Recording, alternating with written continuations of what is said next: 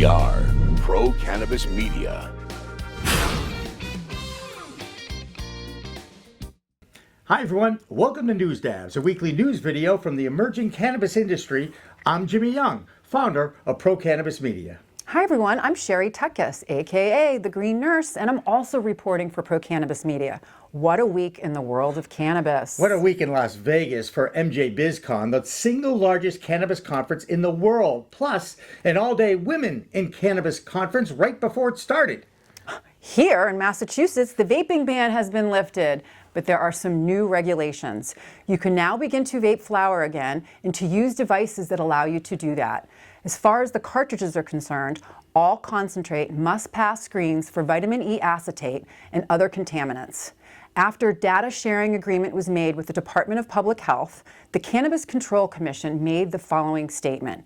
No case with a confirmed injury has so far identified using vaping products that were purchased from a licensed marijuana establishment or medical marijuana treatment center. And that's good news for everybody. It is. The other major story comes from the world of sports, specifically Major League Baseball. The league and the Players Association announced that they will remove cannabis from the list of banned substances. Moreover, the league will treat its consumption of cannabis in the same way that alcohol is handled. Now, the league did say it would start to test for opioids and cocaine with a positive test to be referred to an already agreed upon treatment program. Now, I will admit that of all the leagues, Sherry, in professional sports in the U.S., I never expected baseball to be the first to remove cannabis from its banned substances. This is the same league that unofficially looked the other way when its stars were abusing steroids and amphetamines. Wow. So the NFL is currently in a collective bargaining negotiation, and in time, that league is expected to follow suit. Earlier this year, the NFL announced that they were studying alternatives to pain relief. Patriots quarterback Tom Brady reacted to the news about baseball and said, "These are the signs of the times. The times are changing and progress is good. I think the stigma is being removed and hopefully they're doing a lot of research into whatever benefits there may become from it," Brady said on Westwood One. Sure enough, there's still some confusion in the world of sports. The Pro Golfers Association has banned the use of CBD. Meanwhile, the World Anti-Doping Association approved the use of CBD in 2017. It's all about education and consistency, and we still have a long way to go. And as Tom Brady said, the times they are a-changing. I remember that song from Bob Dylan in the 60s, kind of dating myself there. By the way, Sherry, it took a death of a player to move the Players Association and Major League Baseball towards this conclusion. A 27-year-old Angels pitcher named Tyler Skaggs died from choking on his own vomit with alcohol, fentanyl, and oxycodone in his system. That's a bad mix. Very bad.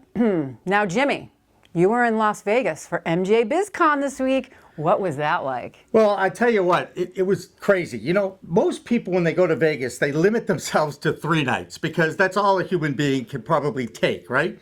Well, we were there for 5 nights and I was exhausted at the end, but I was amazed. I was amazed at the passion and the atmosphere and how everybody bonds over this new industry. And he's very excited about this new industry. So that's kind of amazing. Now, crazy but amazing, over 35,000 people, 1,300 vendors, Wow. Hours upon hours of workshops and powerful speeches, including a keynote from Mark Randolph, the former CEO of Netflix. His speech itself was embargoed, but here's a memorable quote. There are 3 things you have to prepare for. Tolerance for risk is fundamental.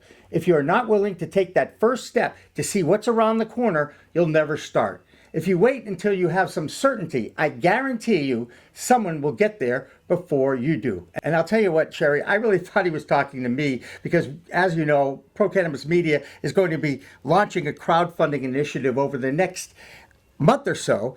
And you know what? Yeah, it's risky, but I believe in it, and I am ready to do that. Back on the floor of the convention, every type of doohickey and thingamajig was on display, from a new vaping device called Go Fire, that's our friend Hillary King demonstrating that for us, to Odorless weed. And it actually wasn't even created to be odorless. It was created as a medical product to be a lot smoother and less harsh so people could take their medication. Interesting. But in that process, it also became odorless, which obviously sparked this entire new, I guess you could say, market segment with respect to people that don't like the smell of cannabis. That was Louisiana reporter Elizabeth Dameron there. Now, one of the founding editors of MJBIZ Daily is Chris Walsh, and our friend Kurt Dalton and I sat down to talk with him about how this event has grown over the past few years. We're extremely happy with the turnout. I think, a lot of segments of the industry are really worried right now because there's some pain going on in different areas. But if you look around as a whole, the industry is very healthy. There's still a lot of buzz around it, and our event has grown, which is really a reflection of where the industry's at. That full interview will be available on my podcast, In the Weeds, over the next few weeks. So please subscribe, like, and share. There was also a full-day Women in Cannabis conference in Las Vegas that Cannabis Media was proud sponsor of. A dozen high-powered women entrepreneurs and executives made inspirational speeches, talked about their cannabis experience, and why there is such a bond between a female plant and a female human. There was one incredible story after another, including this one from Nicole West. Last year, my life dramatically changed when I became a cannabis felon. Actually, the first white-collar criminal in the history of regulated cannabis, to be exact. On November 29th, 2018, we pled guilty to DF4, which is a distribution of marijuana charge of 4 to 12 ounces, which, ironically enough, I laughed at because that's a petty charge. But they were charging me on behalf of me, being the vice president of a corporation that did not understand the regulations as they were interpreted by another board of governing bodies. This is not the way the laws were written. This is based on the fact that we interpreted something different than what the city interpreted. These are the stories we are most proud of here on Cannabis Media. We want to share all of them with the public because science and education continues to move the reform movement forward. Remember, it's a whole new world of weed out there. So start low and go slow. And use it responsibly. We are Cannabis Media.